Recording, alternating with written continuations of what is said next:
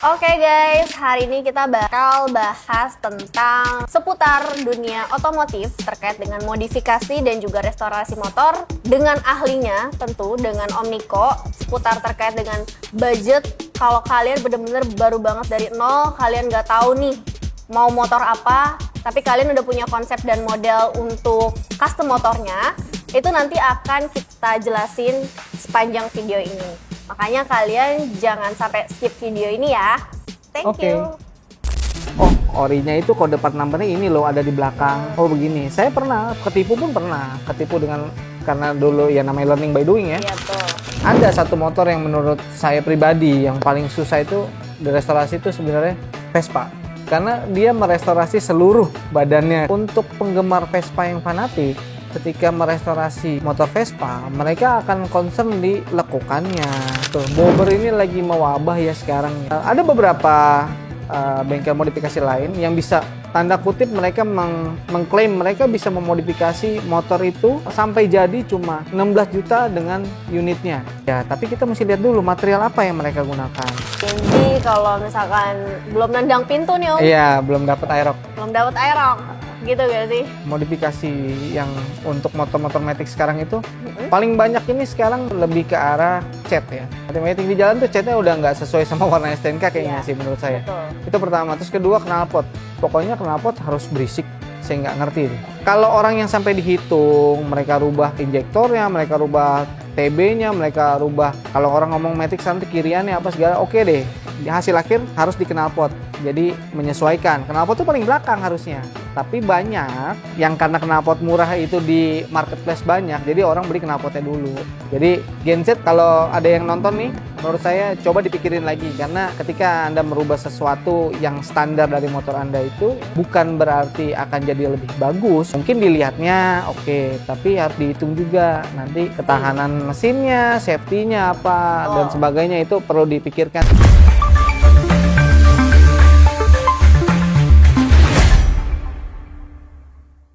Halo guys, Halo. balik lagi nih di Aruna Custom Project. Aruna Custom Project.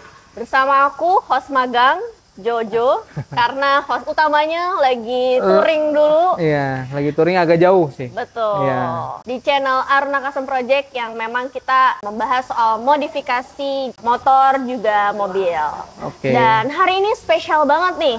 Kita kedatangan tamu yang sibuk banget. Makanya beliau bisa hadir di sini itu adalah suatu keajaiban banget ya. Bukan sibuk, banyak Apa kerjaan. tuh? Ya banyak kerjaan sibuk kan. Nah, Iya. gak perlu panjang-panjang lagi. Oke. Perkenalkan dengan Ko Niko. Ya, saya Niko. Ya, saya belum lama bergabung di Aruna Custom Project. Mungkin sekitar 6 bulan ke belakang lah. Saya di sini lebih dispesialisasikan untuk mengurus semua yang berhubungan sama motor. Karena di Aruna sekarang ada 2 divisi. Pertama divisi mobil, ya untuk semuanya lah, untuk restorasi, untuk hanya pengecetan, dan ada spa juga ya sekarang ya. Betul. Jadi dipisah sekarang. Divisi motor kebetulan saya ditunjuk untuk benar-benar megang lah khusus. Jadi nanti ke depannya ya akan ketemu saya terus kalau untuk bagian yang ke motor lah gitu. Iya.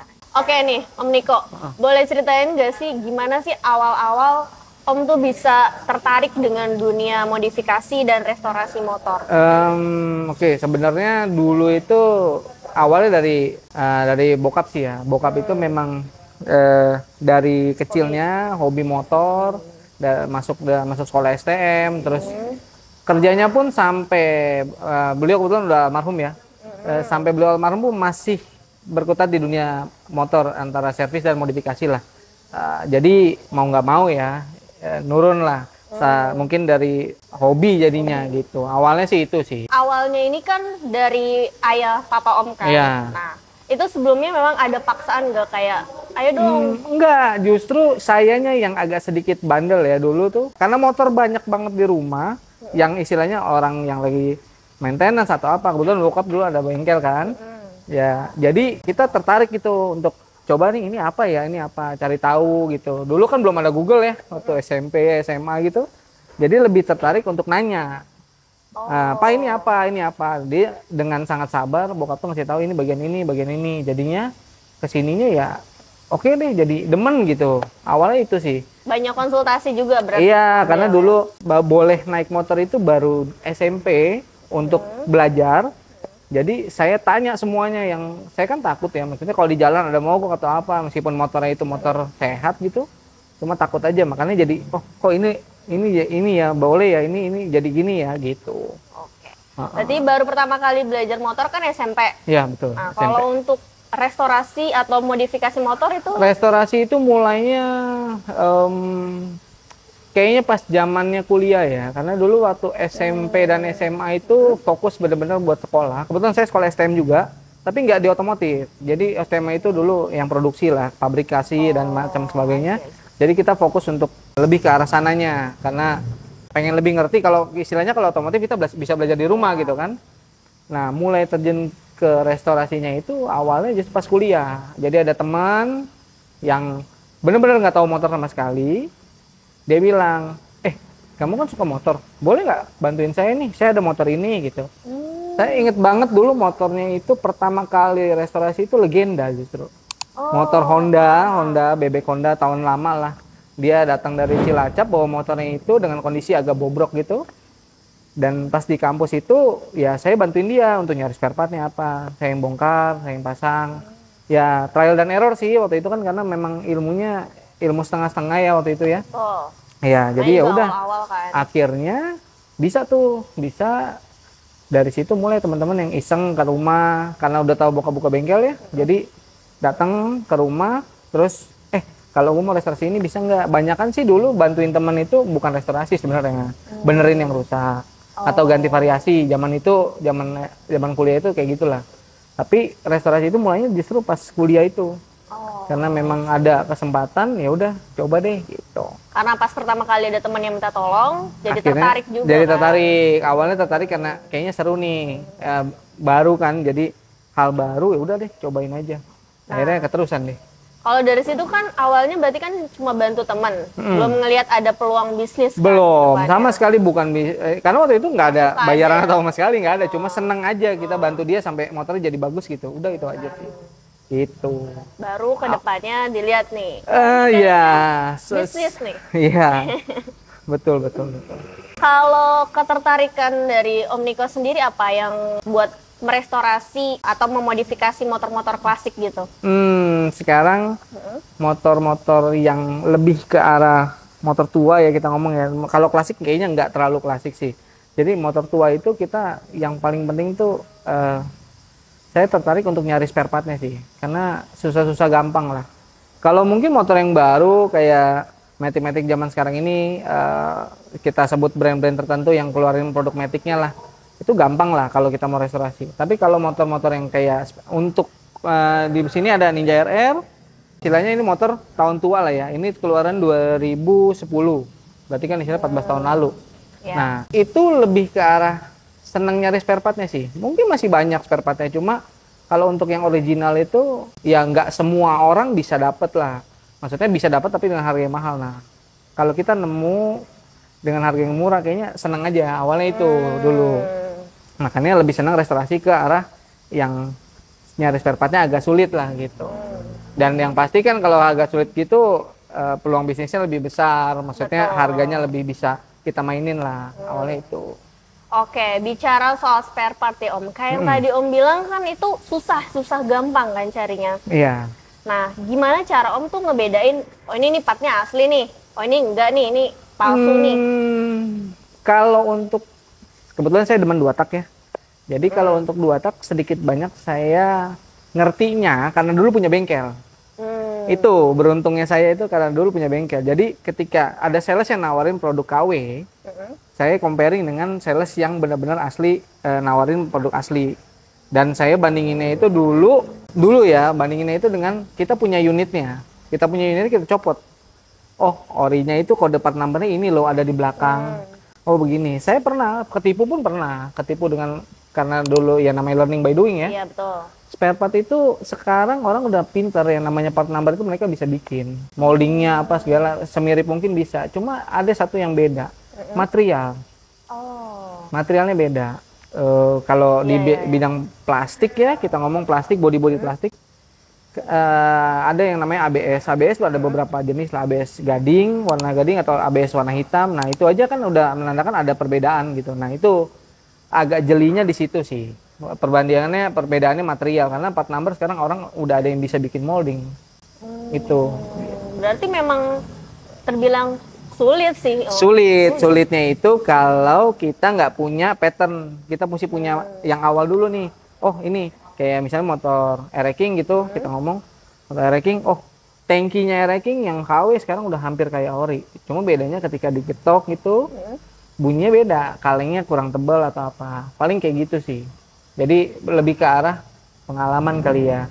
Karena kita punya yang aslinya dulu, oh ternyata yang aslinya kayak gini nih. Kalau yang ini, wah ini udah bukan ori nih gitu. Jadi memang harus punya jam terbang yang cukup tinggi juga dong Om, untuk membedakan itu. Iya pastilah, semua modifikator, semua orang-orang restor pasti mereka udah main ini nggak cuma baru istilahnya setahun 2 tahun ke belakang, nggak, pasti mereka udah mainnya dari minimal 10 tahun ke belakang dia udah main motor, jadi tahu mana yang asli mana yang palsu. Bahkan yang udah lama pun tanda kutip bisa terkecoh juga sebenarnya gitu. Oke, kalau kita ngeliat tren sekarang nih Om ya, memang kalau yang Jojo lihat sih itu banyak banget lagi viral memodifikasi motor. Ya. Konten-konten di TikTok itu banyak banget sih yang memodifikasi motor. Kalau dari Om Niko sendiri, boleh dijelasin nggak tahapan untuk merestorasi atau memodifikasi motor tuh dari awal sampai akhir? Oke, paling penting itu sebenarnya konsep sih. Jadi banyak orang-orang yang sekarang ini salah arah tuh banyak banget. Yang misalnya gini, dia pertamanya mau modifikasinya, misalnya modifikasi ya, kita ngomong modifikasinya mau ke arah speed. Biasanya concern mereka akan di mesin, tapi banyak yang sekarang ini concernnya lebih ke variasinya. Oh ini dientengin gini-gini, salah. Bikin mesinnya dulu yang bagus, baru nanti peranti pendukungnya yang enteng-enteng. Kalau enteng dulu tapi mesinnya nggak ini, ya nggak lari juga untuk speeding. Nah kalau modifikasinya ke arah, kita ngomong sekarang tuh banyak yang arah-arahnya ke Thailand ya, Thai look gitu ya.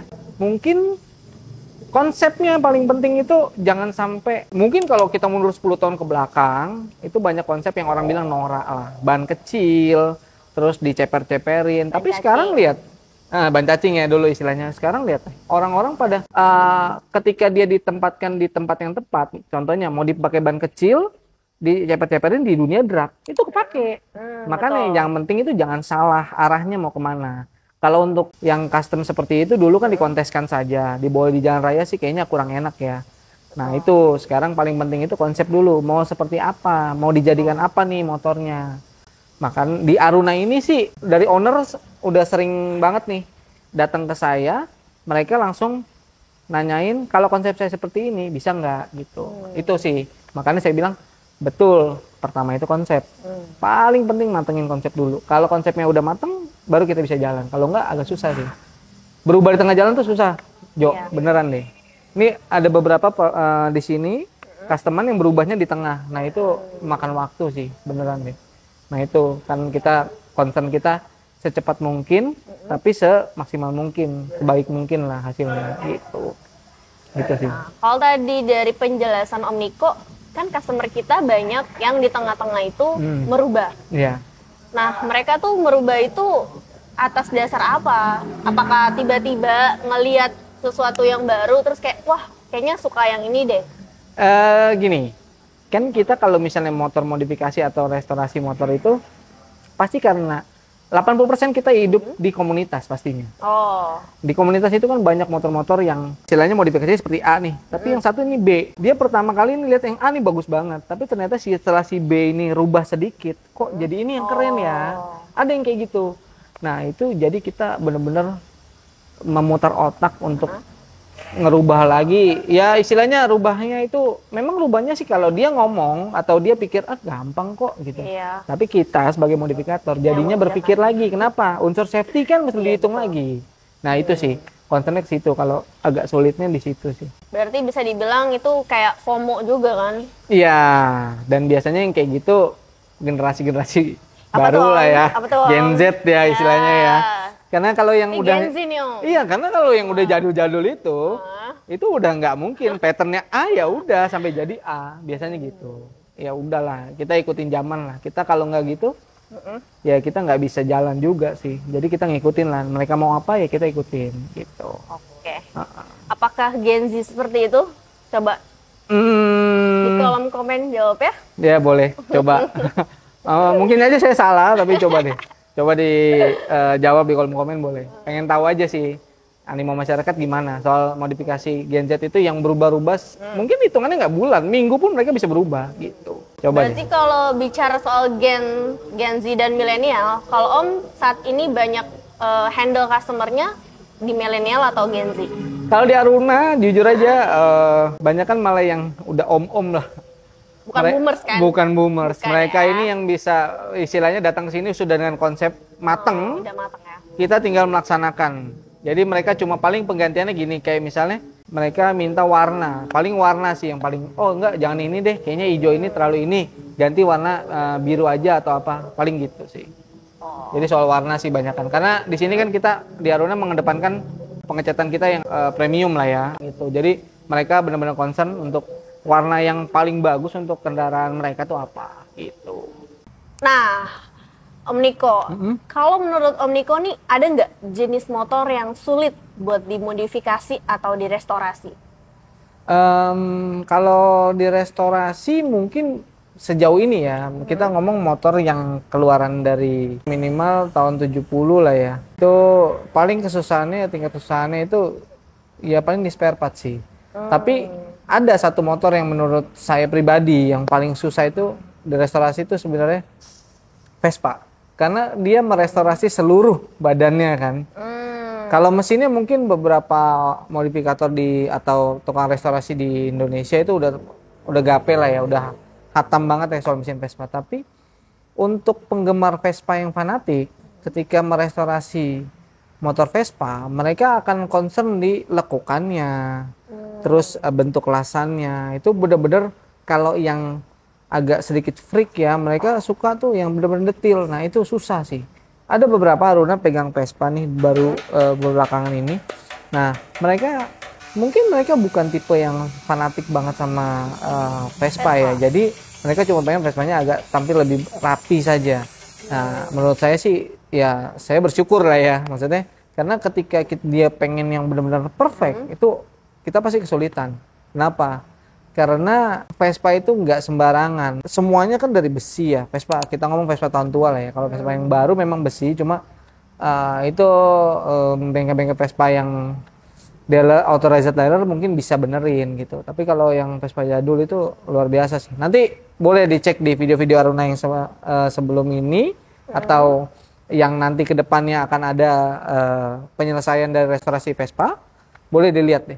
Itu benar-benar harus detail banget, karatannya di mana, bolongnya di mana, pasti dikasih lihat. Coba deh nanti. Menurut saya itu yang sulit sih. Kalau yang sulit Vespa ya. Vespa yang tahun jadul ya. bukan yang Vespa Sprint. Bukan yang ya Sprint, Excel yang tahun jadul, bukan yang kayak sekarang ya. Kalau yang Matic mungkin bengkel-bengkel yang agak baru pun udah bisa lah. Kalau untuk aspek terpenting nih Om saat melakukan modifikasi atau restorasi itu aspek terpenting dari estetikanya. Oke. Kalau estetika gini, restorasi dan modifikasi ada beda. Kalau menurut saya ya, Kalau yang namanya restorasi, berarti dia mengembalikan ke settingan awal dari motor tersebut. Contoh, yang dulunya bentuknya lampunya bulat, maka kita akan kembalikan bulat. Kita nggak akan ganti dengan spare part yang lain. Karena kalau modifikasi kan harus diganti gitu kan. Nah, concernnya adalah kita harus tahu dulu nih, awalnya seperti apa motor itu. Nah dari situ baru kita bisa bilang, oh kita arahnya ke sini nih gini. Nah aspek paling pentingnya apa? Keoriginalitasan spare part, dan yang paling penting menurut saya pribadi adalah rangka harus center. Banyak motor-motor yang direstorasi itu nggak peduli sama rangkanya. Rangkanya dibiarkan begitu saja karena dia mempertahankan nomor mesin dan nomor rangka tetap. Tapi alangkah lebih baiknya rangka itu disentering dulu, karena pasti mungkin ada yang bekas jatuh atau mungkin karatan atau apa, jadi dia agak sedikit bergeser. Nah itu menurut saya faktor penting. Kenapa? Itu unsur safety. Rangka itu paling penting kalau menurut saya. Nah kalau untuk modifikasi, balik lagi, unsur safety paling penting. Jangan pernah modifikasi motor itu yang nyeleneh dan akhirnya merugikan pengendara. Kecuali motor itu cuma untuk dipajang, untuk kontes, untuk apa, oke lah. Setahu saya belakangan ini kontes-kontes pun harus layak jalan ya motornya, baru dia bisa mendapat poin gitu loh. Banyak yang dulu ya zaman-zaman saya SMA mungkin ya, yang tadi yang ban cacing itu, ada beberapa motor yang nggak layak jalan sebenarnya. Cuma mereka mengedepankan modifikasinya, mengedepankan spare part yang tie look lah. Zaman dulu itu masih sedikit, belum se-booming sekarang, jadi dimaksimalkan, dipasang-pasangin lah apapun itu. Nah itu menurut saya ya estetikanya jadi kurang bagus ya kalau dilihat dari segi estetika dan safety. Kalau menurut saya itu. Berarti jadi itu lebih ke modelnya dong. Model sih ya. Jadi belakangan ini tuh restorasi sama modifikasi itu sedikit banyak kedatangan virus-virus baru lah dari luar. Makanya yang baik kita ikutin, yang nggak baik ya janganlah kalau bisa. Bicara soal model nih, Om Niko. Kalau dari Om Niko sendiri ngelihat tren saat ini tuh apa sih model yang lagi banyak digemari sama masyarakat kita? Kalau dari sisi Jojo ya, ngelihatnya sih saat ini kayaknya banyak yang hobinya tuh ke arah bobber gitu. Ya, betul-betul. Bobber ini lagi mewabah ya sekarang ya. Karena ada beberapa bengkel modifikasi lain yang bisa, tanda kutip, mereka mengklaim mereka bisa memodifikasi motor itu sampai jadi cuma 16 juta dengan unitnya, 17 juta dengan unitnya. Banyak kan yang kayak gitu. Banyak. Itu boleh-boleh dan sah-sah saja, tapi kita mesti lihat dulu material apa yang mereka gunakan. Contoh, kita ngomong motornya mungkin dari yang banyak dipakai mungkin Suzuki Thunder sama Yamaha Bison, karena itu harganya harga secondnya itu harga lebih murah ya untuk dimodifikasi. Kisaran 2-4 juta saja mereka bisa dapat motor dengan kondisi yang surat lengkap, terus ya istilahnya mungkin jalan, tapi kita nggak tahu layak jalan atau enggak, tapi oke lah dengan harga segitu mereka bisa modifikasi.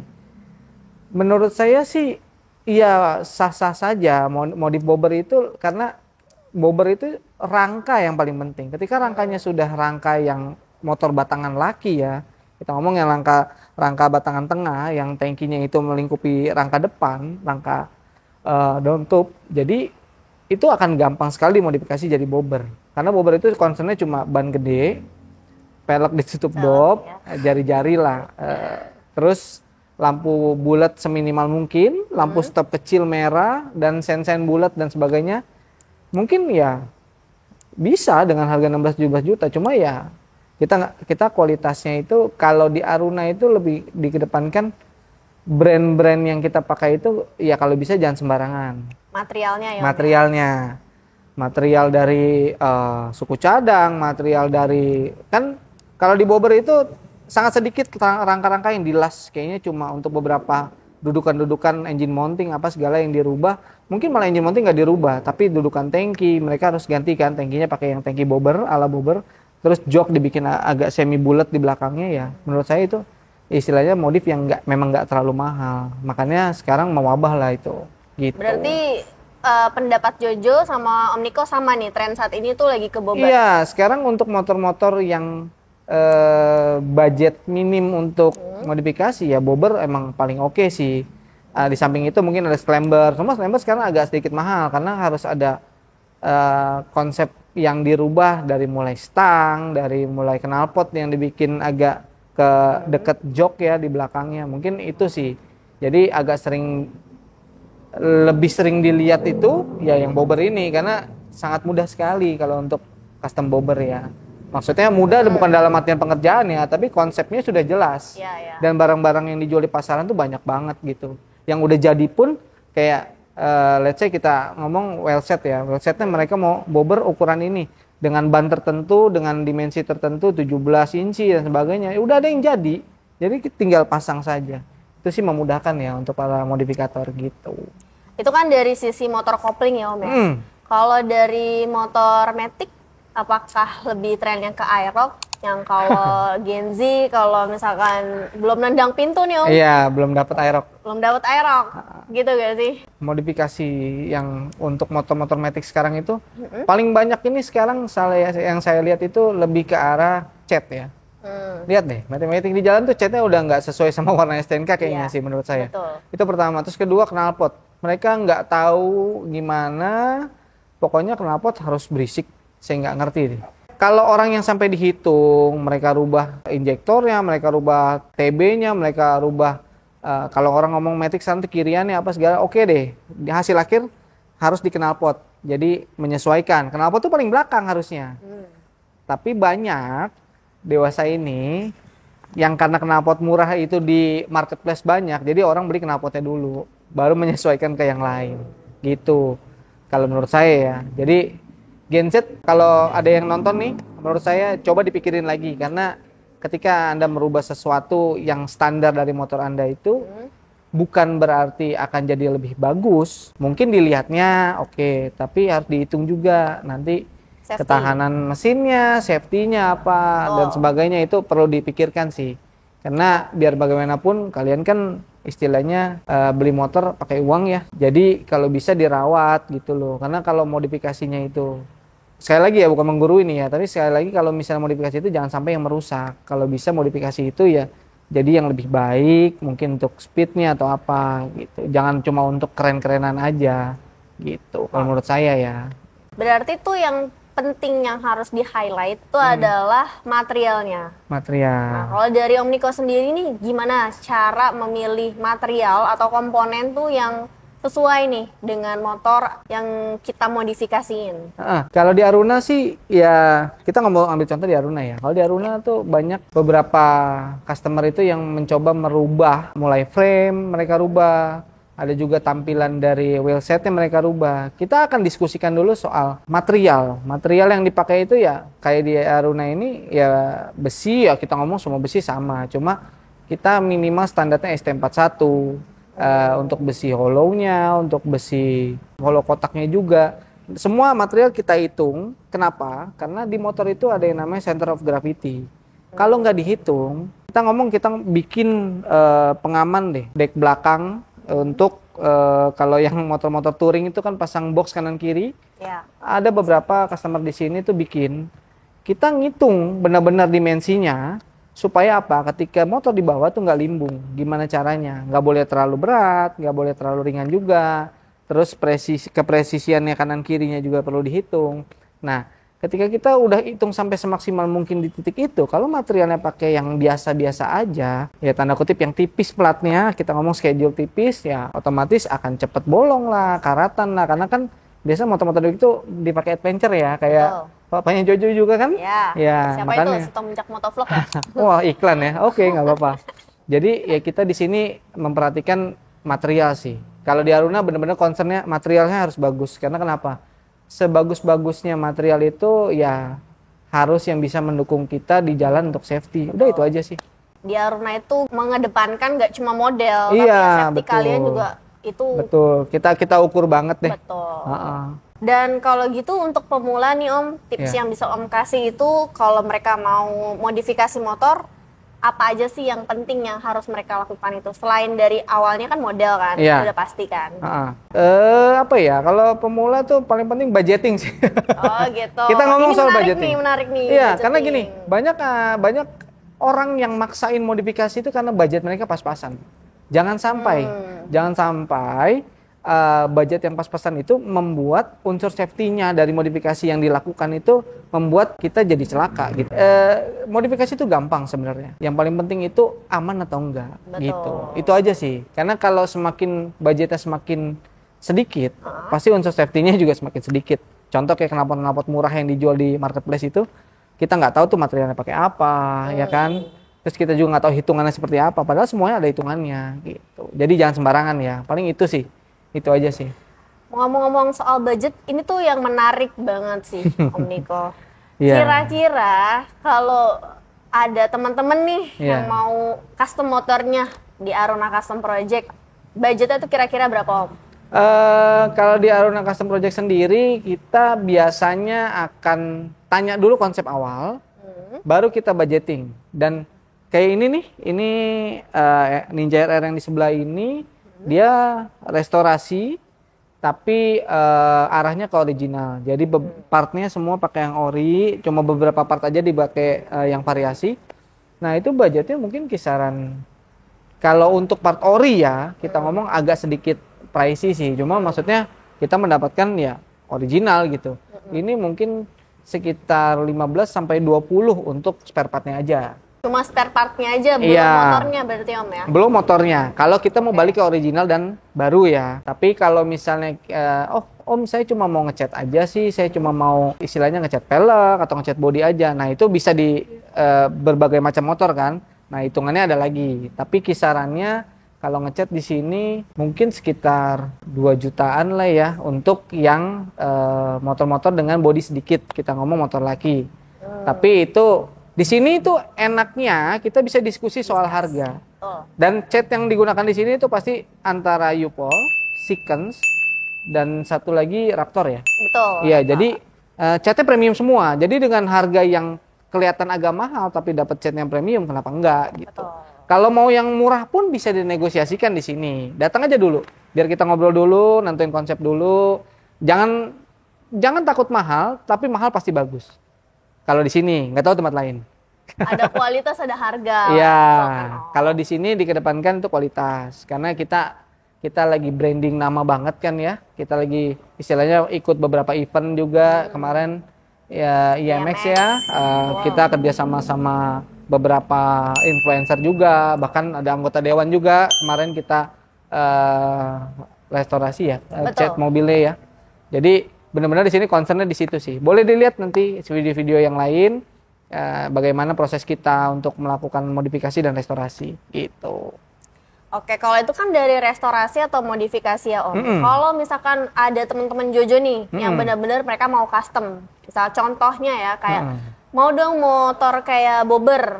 Saya udah punya nih konsepnya, tapi saya nggak tahu cara dapat motor seperti bobber ini tuh gimana. Apakah di Aruna Custom Project itu bisa kita bantu cariin Om? Bener-bener dari nol banget. Bisa. Ada beberapa customer yang datang ke sini itu cuma mau tahu bisa nggak di sini beli motor customer itu beli jadi. Kita bilang kita nggak ada yang ready stock memang, tapi kita bisa cariin maunya apa. Kalau misalnya budgetnya nanti kan udah langsung nih budgeting kita, oke, budgetnya ketemu di angka sekian. Baru kita tentukan, oke, motornya ini ya untuk konsep awalnya, nanti kita custom dari motor ini. Nanti setelah DP, motor kita cariin, kita kerjain, dan nanti sepanjang pengerjaan kita akan terus komunikasi sih. Itu kita mengedepankan itu supaya jangan sampai ada gagal konsep, itu aja. Yang paling penting adalah kita juga tetap open discuss kan ya Om. Betul, ya? kita open discuss. Dari awal kita udah infokan, oke, mau bobber, mungkin dari kakak budgetnya berapa. Ya betul, paling penting itu budgeting. Apapun, betul, modifikasi, restorasi, budgeting itu penting. Kenapa? Karena kata mahal itu ketika orang tidak tahu bahwa mereka menggunakan part yang bagus atau enggak. Kata murah pun itu agak sedikit rancu kalau kita ngomong sama orang yang punya uang nih. Oh kok murah banget ya modif di sini ya, tapi materialnya bagus. Ya dia akan murahnya dia sama mahalnya kita beda gitu. Makanya lebih ke arah budgeting sih, itu paling penting. Gitu. Ini kalau yang Jojo lihat ya Om, dalam pengerjaan restorasi atau modifikasi motor di Aruna Custom Project yang udah pernah Om Niko pegang, itu memang bisa dibilang sih sempurna Om. Iya, puji Tuhan lah ya. Ya, ini to be honest ya, bukannya mau peres atau gimana Om. Nah, yang mau Jojo tanyain itu adalah dari Om sendiri tuh ada nggak sih kayak gimana cara untuk mendapatkan hasil yang sempurna itu? Tekniknya itu ada nggak kuncinya? Paling penting tuh jangan buru-buru. Oh, gitu ya. Karena gini, ada beberapa customer yang di sini bilang, bisa nggak saya ngecat nih? Saya mau 2 minggu kelar. Kita bilang bisa. Tapi harganya beda sama yang 1 bulan gitu. Karena kenapa? Proses pengerjaannya itu harus dengan ekstra detail dan hati-hati supaya tidak ada damage di titik tertentu. Itu pengecatan. Lain lagi di hal yang lain lah. Pokoknya paling penting itu waktu. Kita ini kan istilahnya modifikasi itu nggak bisa yang namanya terburu-buru. Beberapa waktu lalu ada customer yang minta buru-buru dan hasilnya mungkin nggak sesuai ekspektasi dia ya. Tapi kita bilang gini, kita semaksimal mungkin di titik tertentu itu menghasilkan yang poinnya seperti ini. Mungkin di bengkel lain nggak akan terima dan Oh, pokoknya saya mau custom dalam waktu seminggu gitu. Mungkin ya. Ya ada hasil, ya pasti ada proses. Jadi betul. menurut saya proses itu penting. Beberapa yang ada motor di sini itu mungkin pengerjaan 2 sampai 3 bulan lah. Itu benar-benar kita cariin. Soalnya gini, yang paling susah itu nyari spare part. Betul. Iya. Kalau untuk restorasi, tapi kalau untuk modifikasi ya bisa lebih cepat. Bisa lebih cepat karena kita itu semuanya dibikin sendiri. Kita nggak, istilahnya lempar ke vendor, ada mungkin cuma kayak beberapa lah, kayak baut stainless kita nggak bikin, kita harus beli sama vendor. Ya itu oke lah, masih bisa. Nah kalau untuk restorasi kita nggak akan berani bilang, oh kita bisa selesai dalam waktu 2 minggu, nggak bisa, karena spare partnya ya kita berburu spare part gitu. Intinya berarti dari awal pun selain budget, kita udah infokan lead time-nya juga. Betul, ya, maksimum. Kita akan kasih batas maksimum. Maksimum segini. Kalau setuju, oke, deal kita jalan. Tapi kalau enggak, ya mendingan jangan. Karena kita nggak mau yang namanya bikin kecewa customer, kita nggak mau. Kita pengennya benar-benar pure, hasil kesepakatan bersama, oke jalan. Jadi nanti kita ada due date-nya, kita tulis semuanya. Jadi di tanggal itu kita harus selesai. Kalau enggak ya sudah. Kita harus bertanggung jawab, ada komplimen apa atau apa, itu kita dari Aruna sendiri kita mempersiapkan gitu.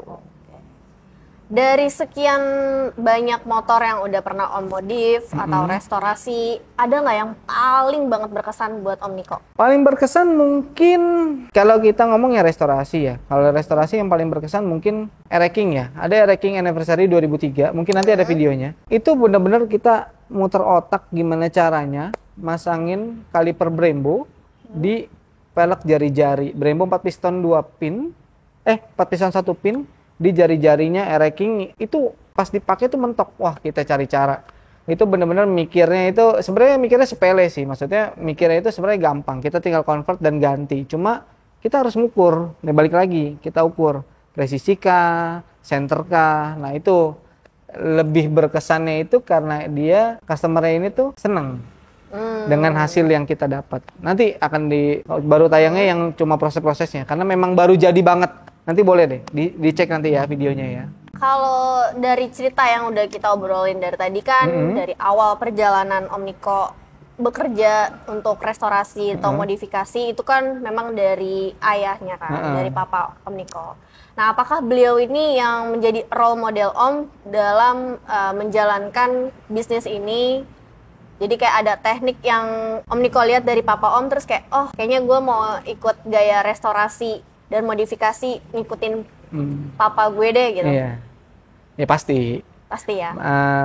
Semua yang beliau ajarkan itu, paling penting itu dia mengedepankan unsur safety. Makanya saya concern ketika saya memodifikasi motor customer, saya bongkar total, saya lihat centering rangkanya. Oke nggak nih? Kalau centering rangkanya oke, baru saya lanjut. Kalau nggak, saya press dulu rangkanya atau saya konsultasi sama customer, gimana? Rangkanya ini mau di repair atau mau ganti rangka atau gimana? Karena beberapa brand motor seperti Ereking itu masih ada Ninja ya, khususnya Kawasaki, itu masih bisa kita pesan rangka di dealer. Itu masih bisa dibantu. Jadi kita tinggal bawa berkas-berkas kita diganti dengan rangka baru. Nah itu restorasi itu lebih ke arah gimana sih kita nyaman pakai motor yang sudah kita bangun. Ya nyaman, balik lagi safety. Terus dikendarainya tidak ada trouble dari mesin, dari ban, dari apapun gitu. Jadi beliau itu, ayah saya lebih mengedepankan itu, unsur safety dari frame. Karena kalau frame-nya udah bagus, kesemuanya gampang. Masang mesinnya enak, masang rodanya enak, pokoknya paling penting itu rangka. Nah itu yang jadi poin penting buat saya karena dari papa saya ajarin ini kayak gitu. Ya nggak tahu ya dari modifikator yang lain gimana, cuma ini dari kacamata saya, iya pegangan saya itu, pegangan saya bahwa frame itu penting karena saya restorasi, frame harus bagus. Kalau frame-nya jelek, saya tanya dulu ke customer, mau diganti apa mau di repair? Repair ayo, ganti ayo, gitu. Oke, selain papa Om ada nggak role lain yang mempengaruhi dari gaya atau teknik Om dalam memodifikasi atau restorasi motor? Atau memang cuma papa Om aja nih panutan utama? Enggak sih, enggak. Saya sering dulu waktu pas pertama kalinya mau terjun ke dunia restorasi dan modifikasi, saya sering nonton di YouTube lah ya. Ada beberapa toko modifikator dari, ya saya sih bukan ngepro ke luar negeri ya, tapi saya sering lihat tuh yang luar negeri. Ada beberapa. Contoh kalau modifikasi mobil West Coast Custom deh. Itu tontonan wajib waktu saya masih muda dulu. Enggak, sekarang dia masih muda. Cuma masa dulu saya seneng banget lihat cara kerja West Coast Custom yang sangat bersih, sangat higienis, sehingga kita nggak akan ngerasa nge-feel bahwa mereka itu sedang mengerjakan. Enggak, mereka itu sedang mempertontonkan gitu loh. Mereka bukan ngerjain gitu. Jadi kayak melakukan suatu hobi tapi yang dibayar. Iya, jadi bener-bener bersih banget, super clean itu West Coast Custom. Nah itu jadi tolak ukur sih. Maksudnya sekarang kayak di Aruna ini motor saya akan rubah konsepnya jadi bengkel bersih. Jadi benar-benar kalau bisa meminimalkan oli-oli berceceran. Padahal kita bengkel gitu loh. Nah itu yang mau dikedepankan. Sama kayak mobil di bawah apalagi. Itu jarang banget saya lihat oli berceceran. Padahal ini lagi istilahnya bongkar total mobil. Nah saya pengen konsep itu berjalan di Aruna ini gitu. Sekian dari vlog kita hari ini. Kan tadi udah diinfoin kan Om, kalau kita tuh open discuss. Apakah dari teman-teman yang mau discuss ke Aruna Custom Project harus ke Aruna Custom Project atau bisa discuss ke Instagram? Oh enggak, Om Niko? bisa di Instagram saya, bisa juga di Instagramnya Aruna. Bisa juga di Instagram beberapa orang, nanti akan kita tag nih, beberapa orang yang bisa diajak diskusi tentang masalah modifikasi motor atau restorasi. Nah dari situ kita akan kasih nomor WA, nanti bisa diskusi dulu aja di WA, nggak harus jadi kok, namanya modifikasi itu kita ngobrol aja. Karena di sini benar-benar kita pengen orang-orang yang suka modifikasi, orang-orang yang suka restorasi itu menemukan tempat yang tepat, menemukan tempat yang istilahnya tidak nakal, kayak ngebohongin spare part lah atau apa gitu. Ya, jadi boleh discuss, boleh ngobrol, boleh tanya-tanya dong, boleh nggak apa-apa. Nggak bayar kok, gratis kalau cuma konsultasi by WA. Pokoknya kalau mau konsultasi soal budget dan lain-lain itu nanti boleh ya ke Instagram Aruna Custom Project atau Instagramnya Om Niko. Tapi kalau mau godain Om Niko nggak bisa karena beliau udah sold out. Iya, anak satu. Kalau Jojo masih single boleh. Iya. Jadi yang mau gangguin Jojo juga boleh. Boleh ke Instagram @tomjakmotovlog ya. Iya, itu papanya. Iya kan harus lewat ring satu dulu ya. Oh iya, ring 1 dulu ya. Oke. Oke, buat teman-teman yang mau nanya-nanya lagi soal apapun modifikasi motor, entah itu mau custom motor seperti bobber ataupun mau nanya-nanya soal modifikasi Aerox gitu, boleh di kolom komentar. Dan saya Joanita alias Jojo sebagai host magang. Kalau kalian mau ketemu saya lagi juga boleh komen di bawah. Apakah mau ketemu host magang lagi atau mau ketemu host yang utamanya? Iya.